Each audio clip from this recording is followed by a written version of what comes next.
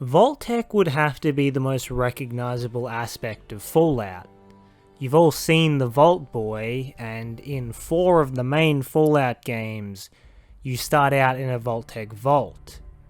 Even in the 2 you don't, you still wear a vault suit at the start of the game. So it's safe to say that Vault-Tec plays a major role in the Fallout series. Yet, they're still one of the most mysterious factions in the entirety of the series.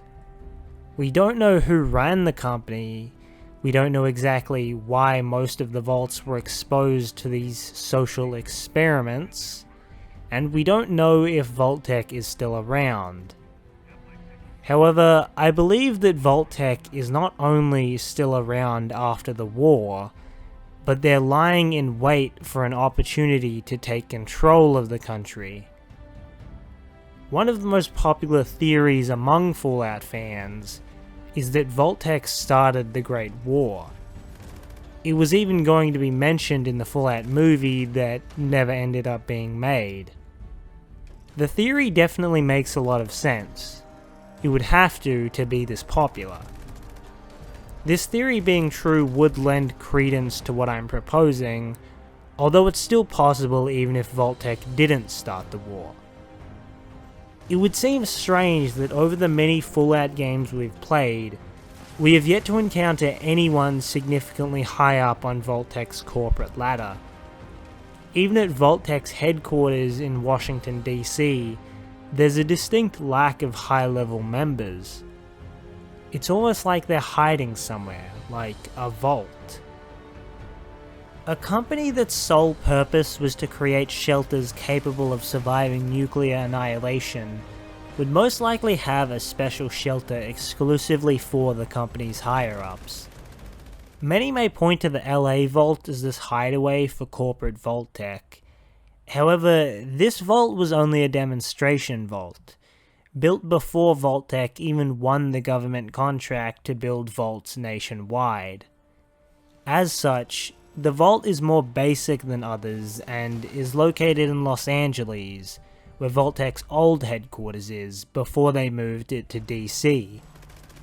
With the money that Vault-Tec would have earned from their contract with the US government, they could have easily built a new vault equipped with all the resources to house Vault-Tec's leadership, and probably even allowed them to continue the company's operation from that vault.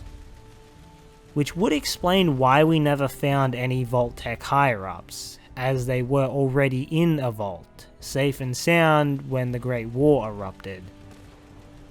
We can assume that no one from Vault-Tec was part of the Enclave, as it's never mentioned so, and the Enclave often has limited knowledge of the vaults. I believe that Vault-Tec wanted to take control of the country from the government. So this would make them enemies of the Enclave, who are the remnants of the government. But Vault-Tec would have the advantage, especially in West Virginia, where the nation's gold and nuclear missiles are stored in Vault-Tec vaults, as well as the government and many other civilian bunkers being Vault-Tec vaults. While the government had access to the vaults, it would stand to reason that Vault-Tec would be able to block, override, or imitate government access, as they are Vault-Tec vaults. This is potentially what they wanted to do in 76. While we as players are given the generic goal of resettling Appalachia, the Vault 76 Overseer was given a special mission to take control of the nuclear silos. The Overseer believed that Vault-Tec wanted to prevent their use again, which, given Vault-Tec's track record of lying and deceiving not just the public but even the Vault 76 Overseer, we can assume their motives for controlling the nukes is more sinister than what they're letting on. Because of the Scorched Plague, the Overseer decided the nukes had to be used, and ignored Vault-Tec's original orders. I believe that Vault-Tec could be the big bad of a future Fallout game. However, as I'm writing this, I've seen some leaks regarding an expeditions feature. namely the location we're likely to be headed. These images are from a prototype area for the expeditions that was data mined. Many people have speculated this to be Washington DC, the setting for Fallout 3. This also happens to be where the headquarters of Vault-Tec is, as I outlined before. And there would have to be a good reason to venture out all the way to DC. It may be some tech, and it could potentially be held by Vault-Tec in a secret shelter somewhere. Or maybe we're just here to hunt down our enemies. We can see vertibirds in two different shots here, indicating that 1. These two pictures must be of separate areas we travel to, and 2. That we travel to these places by vertibird. Now, there's really only 2 factions in the Wasteland that use vertibirds. We could be here on behalf of the Brotherhood of Steel. The expeditions were originally supposed to release with the Fractured Steel update. However, the Appalachian Brotherhood of Steel at the moment does not have vertibirds.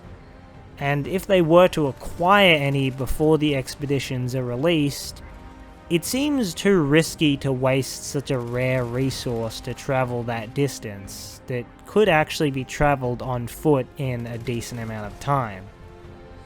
So that leaves us with the Enclave as the ones transporting us to DC. This could be the start of the Enclave fighting Vault-Tec, or it could just be something mundane like killing super mutants. Either way, I still think we'll come into conflict with Vault-Tec in the future, and I'm sure expeditions will be fun, if not just for the new area.